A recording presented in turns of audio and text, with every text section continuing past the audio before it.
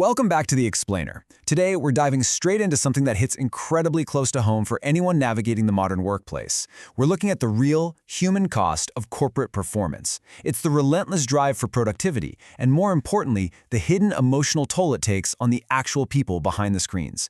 It's a reality living in almost every single office, yet it's something we almost never talk about out loud. So, let's peel back the layers and look at what's really happening beneath the surface of our daily grinds.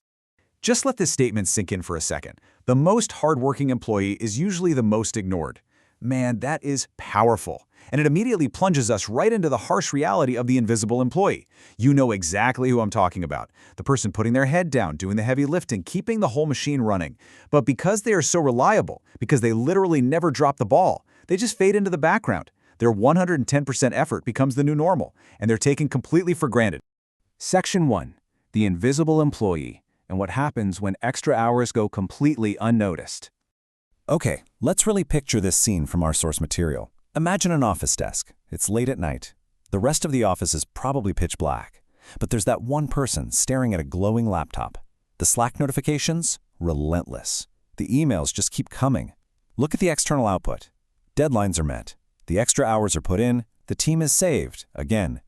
To management, this is a massive success story. The metrics look fantastic. But internally, for that employee sitting there completely alone, it's a totally different story. Despite doing literally everything right, despite saving the day, they feel entirely unacknowledged.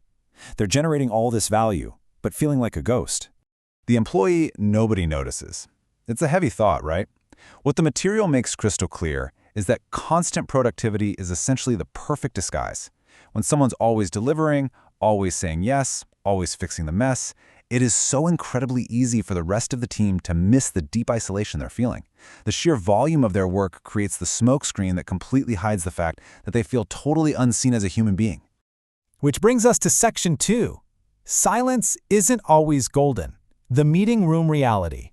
We have all been in this meeting room dynamic. Ideas are flying, people are talking over each other, and usually the loudest voices are the ones grabbing all the credit. Meanwhile, the actual architect of that success, the person who pulled the late nights and solved the core issue, is just sitting there, totally silent.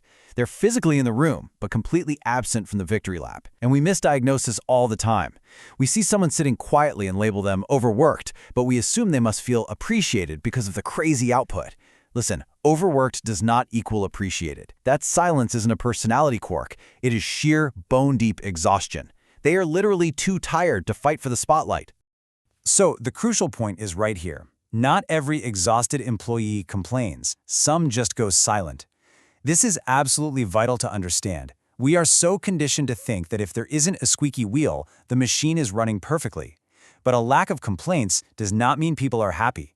When someone is truly drained, they don't even have the energy left to raise a red flag. Their silence isn't an endorsement of your work culture. It's a glaring symptom of overwhelming fatigue. Section 3. The reality of burnout. Smiling in public, breaking in private. Now we're moving from the public spaces into those deeply private moments. Think about those hidden seconds of sheer stress. Slipping into the washroom or just standing alone in an elevator, taking that heavy, shaky breath, frantically checking messages on a phone. It's a jarring double life. You keep the corporate mask on, you smile brightly in the meetings, you project endless competence, but then you break down in silence the very second you're alone. The emotional labor required to maintain that public smile while you're secretly crumbling, it's staggering. And it's a reality so many undervalued employees are living every single day. And the physical toll? It accumulates so fast. It's the glowing laptop screens burning your retinas at midnight. It's pounding endless cups of coffee just to keep your heart beating fast enough to keep up. It's the dark circles no amount of sleep can fix. The jarring ring of late-night calls. It's this relentless, high-speed loop. Deadlines, pings, calls, coffee. Just a massive, anxiety-inducing cycle of intense work pressure that absolutely never lets up. Corporate burnout is real. It's not a buzzword. It's not a Gen Z exaggeration. It is a heavy, undeniable reality that quietly dismantles lives right behind the scenes of our biggest corporate success stories. When the speed of work fundamentally outpaces the human body's capacity to recover, well, this is exactly where we end up. And this definitively shatters a massive corporate myth. Some employees don't quit because they're weak. They quit because nobody asked if they were okay. When turnover spikes, management loves to assume the work was just too hard for certain people, but that misses the root cause entirely. It is not a lack of strength, it's a profound lack of empathy. People leave because they realize they're just cogs in a machine, entirely uncared for as actual human beings. Section 4. The power of appreciation and the positive shift.